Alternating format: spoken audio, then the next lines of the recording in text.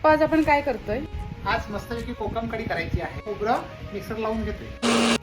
तुम्हाला माहितीये का ह्याच्यामध्ये ना गरम पाणी टाकायचं आणि मग त्याचा ज्यूस काढायचं. शेफ पप्पा, तुम्ही किती वर्षानंतर खाता ही कढी? मी जवळजवळ 20 वर्षांत करतो. तर आम्ही भरण्यामध्ये असायचो त्यावेळी आम्ही करायचो. पण तुम्ही बनवायची मग? तर मी कढी बनवणार होते ना, म्हणून पप्पा तयार झाले की हा आपण ना कढी नको, आपण नाही काय कोकमाची कढी बनवूया. मी ताकाची कढी बनवणार होते.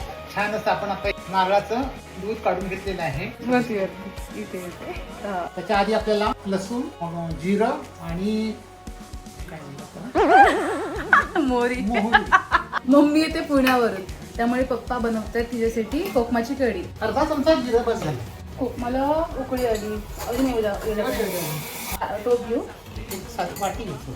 वाटी ही रेसिपी आमच्या आजीची. आजीची. हे आपलं छानपैकी असा कोकम कढी तयार.